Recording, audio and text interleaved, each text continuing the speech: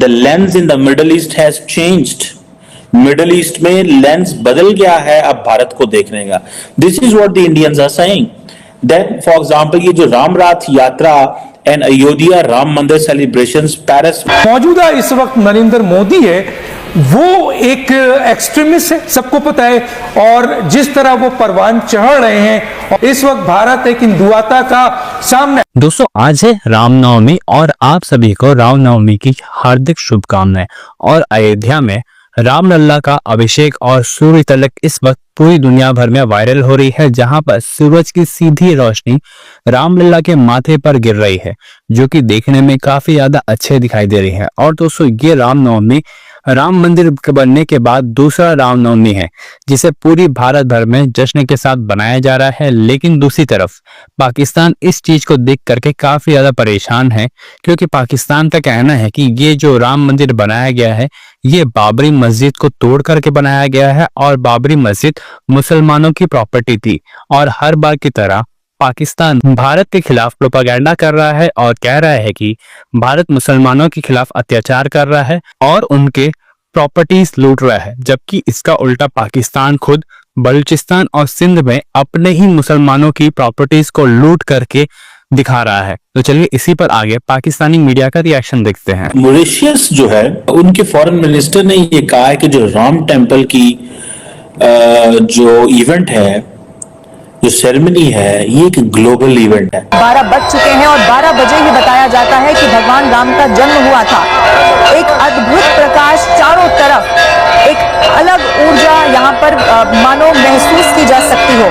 कि बीजेपी को हुकूमत मिली है 2014 से और बड़ी तकड़ी हुकूमत मिली है, तो अब इससे फायदा उठा रहे हैं और वो जितनी भी मसाजिद जो कंट्रोवर्शियल बनाएं उनको गिराएं और उनकी जगह मंदिर तामीर करें या और कुछ डेवलपमेंट के प्रोजेक्ट्स हैं उनको आप करें. पाकिस्तान के लिए वीजा सर्विसेज बंद कर दी हैं. जी हाँ, कहा यह जा रहा है कि जून के मिड तक जो है वो ये वीजा नहीं मिलेंगे. ना तो उम्र के लिए वीजा मिलेगा, ना ही कोई जॉब के लिए जा सकता है. इंडिया की अक्सरियत अब इस सूरत हाल को बर्दाश्त करने को तैयार नहीं है कि वो अपने सेकुलर रवैये को तर्क करके और एक इंतहा पसंद खतरनाक किस्म का हिंदुत्व का जो नजरिया उसके साथ चले. मेरे ख्याल में इंडिया के अवाम की अक्सरियत इस बात के लिए तैयार नहीं है और इंडिया इस शराब से निकलना चाहता है. इंडिया इस पूरी सूरत हाल से बाहर निकलना चाहता है.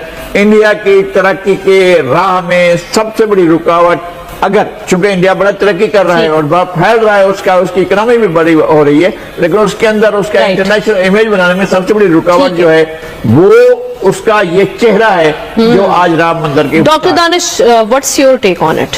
देखिए ये थोड़ा सा हिस्ट्री भी देख लें कि 1528 में मीर बाकी ने ये मस्जिद जो है वो तामीर की थी, बाबरी मस्जिद, जिसमें 1949 में हिंदुओं ने वहां छुपा कर एक मूर्ति रख दी और उसके बाद मुसलसल वहां पर जाते रहे और आखिर 1992 दिसंबर में अटैक हुआ और बाबरी मस्जिद को शहीद कर दिया गया.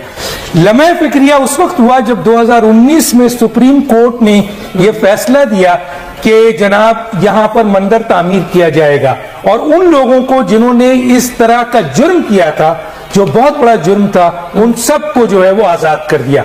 अब सवाल ये पैदा होता है कि पाकिस्तान जो मौजूदा इस वक्त नरेंद्र मोदी है वो एक एक्सट्रीमिस्ट है, सबको पता है, और जिस तरह वो परवान चढ़ रहे हैं और जिस तरह वो उनकी कार्रवाई है और जिस तरह एक्सट्रीमिस्ट जो है, क्योंकि भारत अब ये कहता है कि मैं सेकुलर हूं तो कहीं से भी नहीं है, जमहूरियत पसंद है तो कहीं से भी नहीं है. इस वक्त भारत एक हिंदुआता का सामने, देखिए भारत में सिर्फ मुसलमानों के साथ नहीं, तमाम अकलियत के साथ जो है वो कोई भी, अगर आप रियासत देख लें, 17 कश्मीर देख लें, गुजरात देख लें, 17 आजादी की तहरीक देख लें और इसी तरीके से आप मुख्तलिफ जगहों पर देखें, तो इस वक्त भारत जो है वो अकलियतों के लिहाज से एक बहुत खतरनाक मुल्क बनता जाता है. एहतशाम साहब, आप बताएं आपकी राय क्या है इस पर? देखिए मैं थोड़ा सा डिफरेंट समझता हूँ, ऐसा नहीं है. देखिए इस वक्त जो सूरत हाल है, ये तीसरा इलेक्शन, जैसा कि अभी लवारी साहब भी कह रहे थे कि इलेक्शन लड़ने जा रहे हैं, वो इलेक्शन जीतने के बाद तो फिर मेरा ख्याल आप ये सोचेंगे मोदी साहब कि मैंने लेगेसी क्या छोड़ के जानी है, अब तक तो लोग मेरे खिलाफ ही हैं. लेकिन आमना एज वी स्पीक वो मोबिलाइज कर चुके हैं। एक इंतहा पसंद हिंदू कौम बनाने के लिए, मुल्क बनाने के लिए लोग उनके साथ खड़े हैं। अभी देख लें, कॉर्पोरेट सेक्टर को देख लें, मीडिया को देख लें, सारा का सारा जो है ना सिविल सोसाइटी देख लें, वो उस तरफ चले गए हैं। बहुत कम लोगों को जरूरत होती है कि इसके बारे में कोई बात करे। तो मुझे नहीं लगता कि कोई इतना कुछ होने के बावजूद भी कोई दबाव आएगा। अभी देख लें 4 रियासतों में इलेक्शन हुए हैं, 3 में मोदी साहब जीते। मॉरिशस जो है उनके फॉरेन मिनिस्टर ने ये कहा है कि जो राम टेम्पल की जो इवेंट है, जो सेरेमनी है, ये एक ग्लोबल इवेंट है। अच्छा, जब मैंने इसको चेक किया और मैंने देखा तो पता ये चला कि बहुत सारे जो मुल्क हैं उनके अंदर राम टेम्पल की जो इनॉग्रेशन है उसके ऊपर डिस्कशन हो रही है और वो कह रहे हैं ये ग्लोबल इवेंट में ट्रांसफॉर्म हो गया। ये एक क्रॉस कल्चरल यूनिटी है और इसका जो इम्पैक्ट है वो बैरूनी दुनिया पे हो रहा है। अच्छा, मेजॉरिटी आप देखें, अगर ये जो बहुत सारे लोगों को नहीं पता या पता होगा कि फॉर एग्जाम्पल इसकी हिस्ट्री क्या है, माजी क्या था, ये कैसे राम टेम्पल बना, ये कैसे डेवलपमेंट्स हुई, लेकिन जो चीज सामने आ रही है वो ये है कि इसमें यूरोप से, अमेरिका से, ऑस्ट्रेलिया से, यूनाइटेड किंगडम में, बहुत सारी जगहों में, फॉर एग्जाम्पल टाइम स्क्वायर में जो है इसके ऊपर लगा हुआ है लाइव ब्रॉडकास्ट हो सकती है।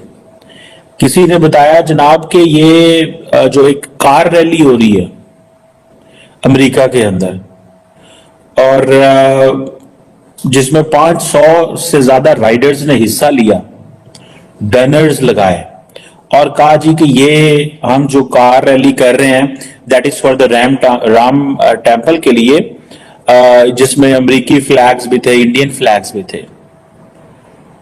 एक रथ यात्रा पेरिस के अंदर हो रही है। मैं इसलिए डिस्कस कर रहा हूं बिकॉज मैंने ये समझता हूं कि it is going to have a impact on the Indian politics and how the world views India. For example, doctor Jaishankar कहते हैं कि प्राइम मिनिस्टर नरेंद्र मोदी जब अबू धाबी में अगले महीने मंदिर का इफ्तिताह करेंगे तो that tells the story that the world is looking us from a different lens. The lens in the Middle East has changed.